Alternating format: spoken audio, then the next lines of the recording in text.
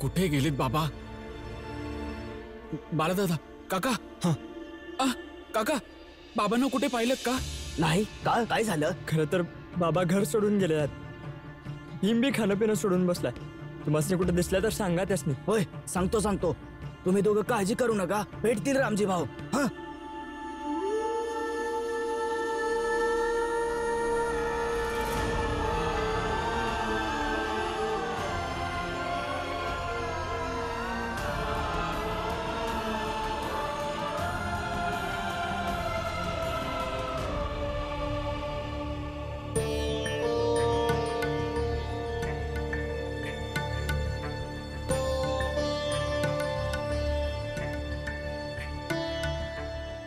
अव रामजी भाऊ, कुठं चालला आहेसा? तुम्ही थांबू नका, चला. अरे माझं ऐकून तरी घ्या. कोणाचंच ऐकायचं नाही आमासनी. चला की. भीमनं खाणं पिणं सगळं सोडलं आहे. बोलत आहे का? जवळ त्याचं बाबा घरला परत येत नाहीत तवर तो खाणार पिणार नाही.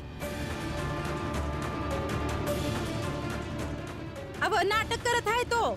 प्रत्येक वेळी असंच करतो तो. अना तुम्ही का चिंता करत आहे? आपण एकदा काहीतनं निघून गेलो ना तर तो समज काय करायला लागल. जेवण खाणं अभ्यास समज काही. तुम्ही चला की. रामजी भाऊ, घरला परत जावा. तुमची दोघं पोरं तुम्हासनी फिरून फिरून शोधत आहेत. ज्याचे आई बाप मरतात ती पोरं आयुष्य नाही जगतात ना. यो बी जगल की. पण मी अजून मेलेलो नाहीये जिजाबाई. आणि हे माहित असून बी माझा पोरगा उपाशी आहे. मी नाही जाऊ शकत. मग हे घर सोडायचं नाटक का केलं तुम्ही? बघा, तुम्ही चला हितनं. अना जर तुम्ही घरला परत गेलात ना तर भीम बडोद्याला निघून जाईल. आणि तुम्हाला हेच पाहिजे होतं ना की त्यांना बडोद्याला जाऊ नये. तर तुम्ही बी घरला परत जाऊ नका. चला हितनं. चला की.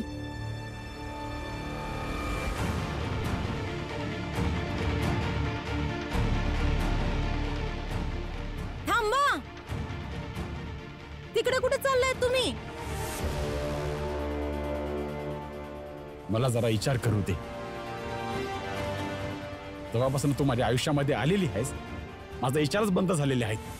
मला माहित आहे जर मी घरला परत गेलो तर भीमचा बडोद्याला जाण्याचा निर्णय माझ्याच विरोधावर जड पडल. त्यामुळं मला जरा विचार करू दे.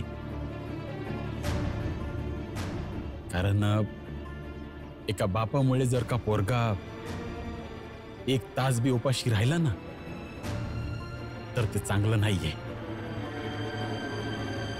त्यामुळे मला जरा विचार करू दे की मला काय केलं पाहिजे. रामजी भाऊ थांबा. भीम सारखा पोरगा नशीबवाल्याला भेटतो. रामजी भाऊ थांबा. माझ्या पुढं भीमचं गुणगान गात आहेस. दाखवते तुला. थांब जरा. थांब तू. थांबतोस की नाही? थांब जरा. थांब, सांगते मी तुला. थांब.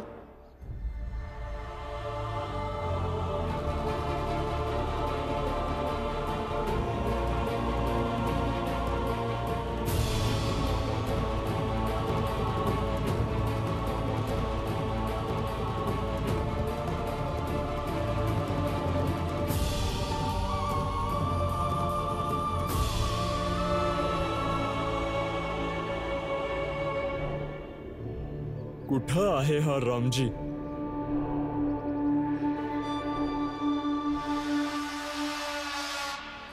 दादा,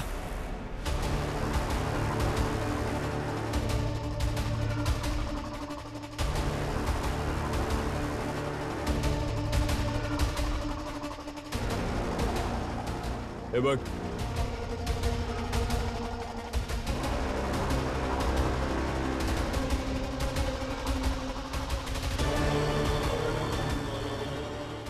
जाऊन धक्का मारूया म्हणजे खेळच संपला. आणि पडून जे मरतात ना दादा, बहुधा त्याला आत्महत्याच म्हटली जाते. चला.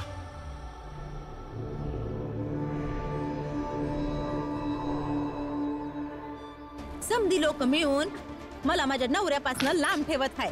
थांब थांब तू जरा, थांब जरा.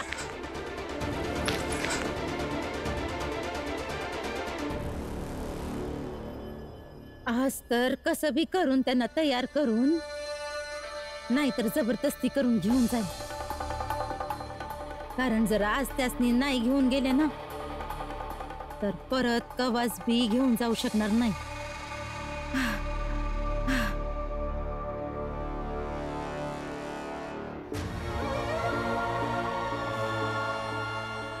काय करू म्या? भीमनं हट्ट पकडलेला आहे. जर का त्यानं हट्ट पकडला तर पकडलाच. या कसल्या कोड्यात सापडलेलो आहे मी.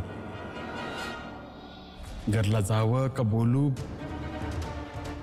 आणि काय बी समजत नाहीये की काय करू. माझा पोरगा उपाशी आहे.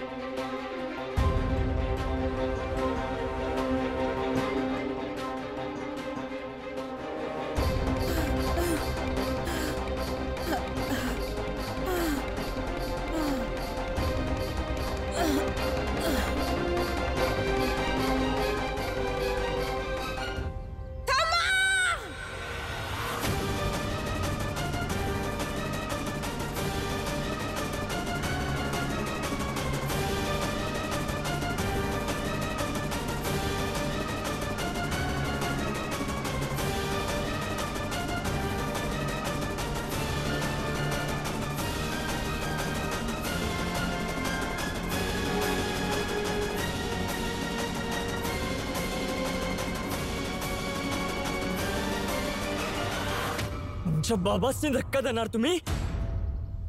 तुम्हासनी काय वाटलं? हा, बाबासनी वाचवणारी पोरं अजून मेले नाहीत, जिती आहेत.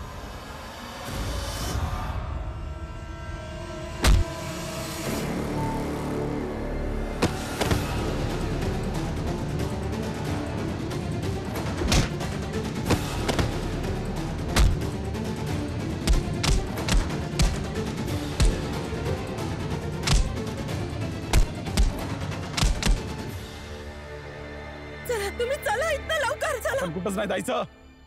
आपण घरला परत निघून जायचं, बस.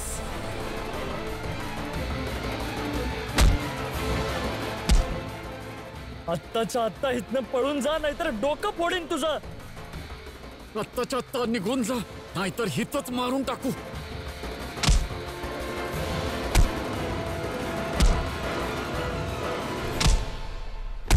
अरे जर रामजीला पळून जायचं होतं तर तो कवाच ट्रेन पकडून पळून गेला असता. आतापर्यंत मुंबईत थोडीच असणार. अव कुठं पळून जाऊ?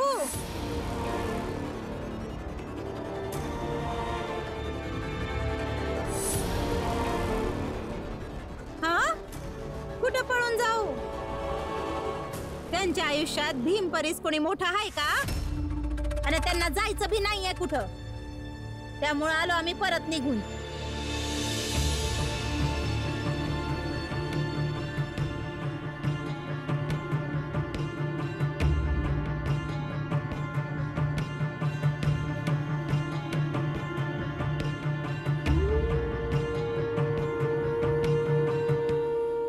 दादा,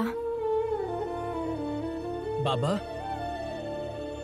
कुठे गेला होतात तुम्ही? जर का मी या घर सोडून असं निघून गेलो तर का तू खाणं पिणं सोडशील? हो, सोडून देईन.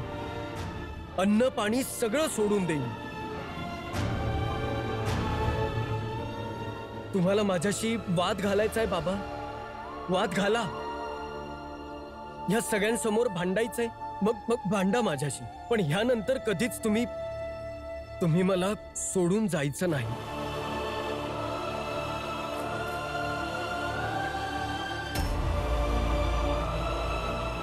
होय बाबा, त्या दिवशी तुम्हीच मला समजावलं होतं ना का जेवढं भांडायचं आहे तेवढं इथं राहून भांड.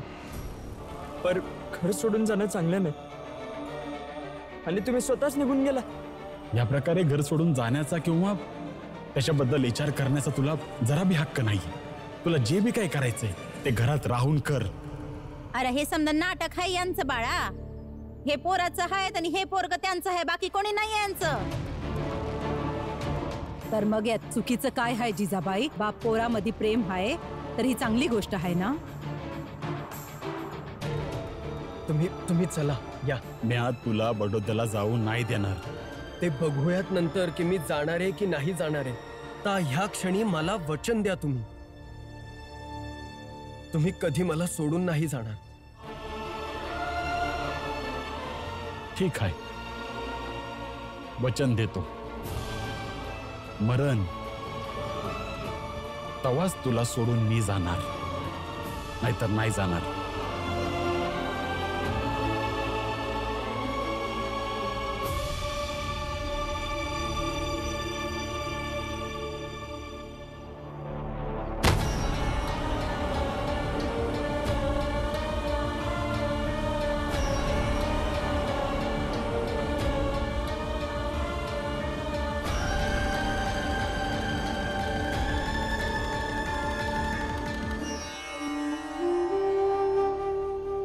मी आज तुला बडोद्याला जाऊ नाही देणार.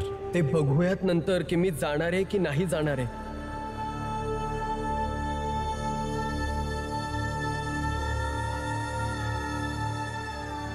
काय झालं? काही नाही.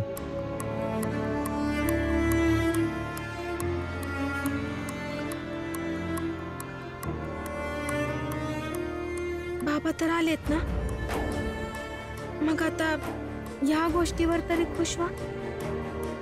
पुढे जे होईल ते बघितलं जाईल ना. बाबा परत आलेत, बाबा व्यवस्थितही आहेत. ह्या गोष्टीचं समाधान तर आहेच मला. पण आता ह्या क्षणी मी बाबांविषयी नाही विचार करत आहे, कुठल्या वेगळ्या गोष्टीविषयी विचार करतोय. आणि ती गोष्ट मला बेचैन करतीये. आता कुठली गोष्ट तुम्हाला त्रास देते? हे बघ, बाबांचे त्यांचे तर्क आहेत, त्यांचे आपले विचार आहेत. परंतु आपल्याला सयाजी महाराजांबद्दलही विचार केला पाहिजे की नाही? त्यांनी दिलेल्या आदेशाला आपण कसं दुर्लक्षित करू शकतो?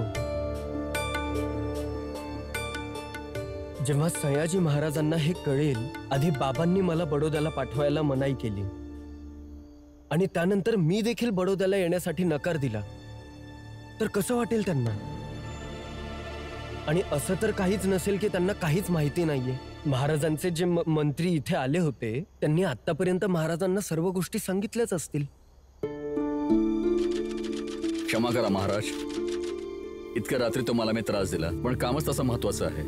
भीमरावला तर यायचं होतं, परंतु त्याच्या वडिलांची इच्छा नाहीये.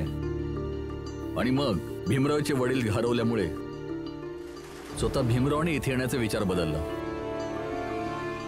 या सगळ्या घटना घडल्या महाराज. विश्वास नाही बसत आम्हाला.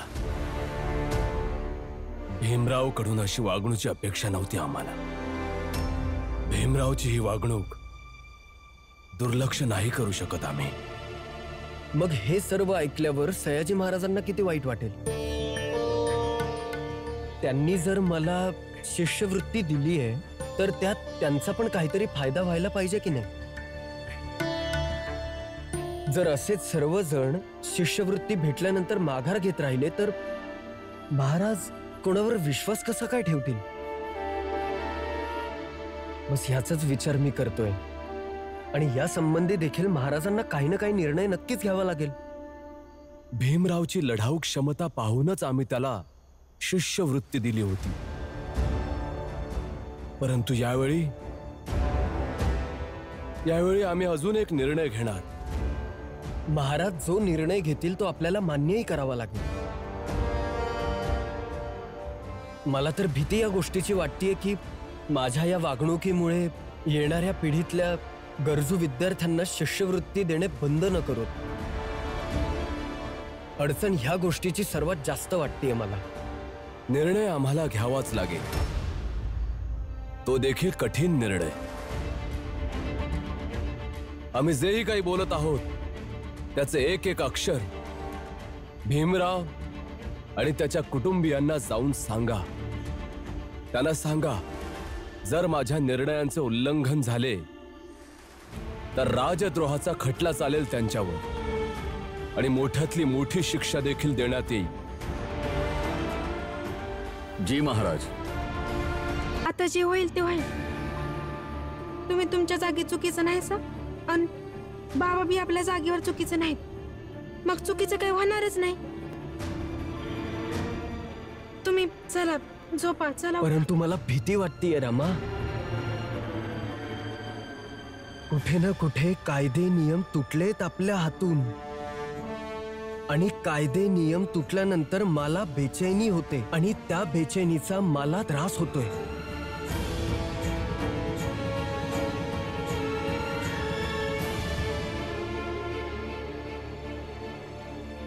निर्लज्ज कुठले. मेघनाथची मुले आहात तुम्ही, मेघनाथचे, आणि असे भित्र्यासारखे पळून आलात तुम्ही. अरे त्यापेक्षा तर बरं झालं असतं त्या बाळा आणि आनंदला तिथेच तुम्ही मारून आला असतात. कमीत कमी शांती तरी मिळाली असती मला. परंतु तिथून स्वतःच मार खाऊन आलात. बाबा, मी एकट्यानेच त्या दोघांना मारून टाकलं असतं, पण माहिती नाही अचानक त्या दोघांमध्ये एवढी ताकद कुठून आली. बाबा, मला वाटले होते की तो आनंद आजारी आहे, त्याची तब्येत खराब आहे, परंतु त्याच्यामध्ये पण खूप ताकद आहे. बस, लाजाने वाटत तुम्हाला? आपल्या बापाच्या समोर शत्रूचे गुणगान गात आहात. मग बाबा, आम्हाला देखील खालच्या जातीच्या लोकांकडून मार खाऊन रडायला खूप त्रास होतोय बाबा. एवढे एवढे एवढे मारले आहे सर्व जागेवर. खूप त्रास होत आहे.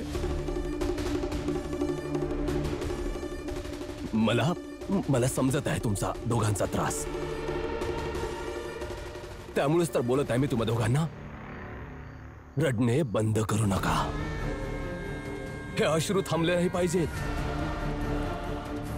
कारण पुढचे अश्रू त्यांच्या डोळ्यात असतील. बस, रात्रभर हा त्रास सहन करा. उद्या सकाळपासून आपण त्यांना हाच त्रास देऊ. बस, सकाळपर्यंत वाट पहा.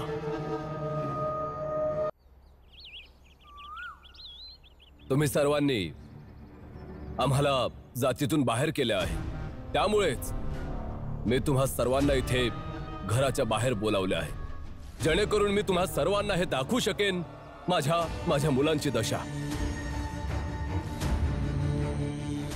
मुलांनो, इकडे या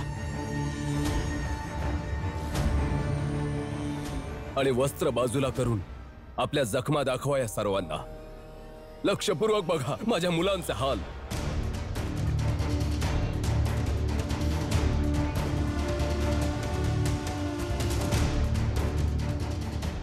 मुलांनो, मागे फिरून दाखवा, आपल्या जखमा दाखवा सर्वांना.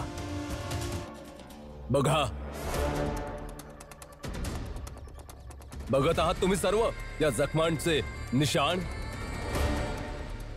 माहित आहे माझ्या मुलांच्या शरीरावर या जखमांचे घाव कोणी दिले आहेत? खालच्या जातीच्या 2 लोकांनी.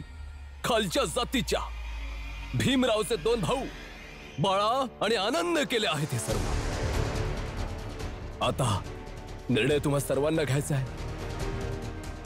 की आम्हाला जातीच्या बाहेर ठेवून असेच शांतीमध्ये बसून आमच्या परिस्थितीचे नाटक पाहिजे, की आमच्या सोबत मिळून या जखमांचा बदला घ्यायचा आहे. बघा, माझी फक्त एवढीच प्रार्थना आहे की माझ्या मुलांच्या अश्रूंना तुमच्या दृष्टीसमोर ठेवूनच याचा सारासार विचार करा, नाहीतर निर्णय घ्या.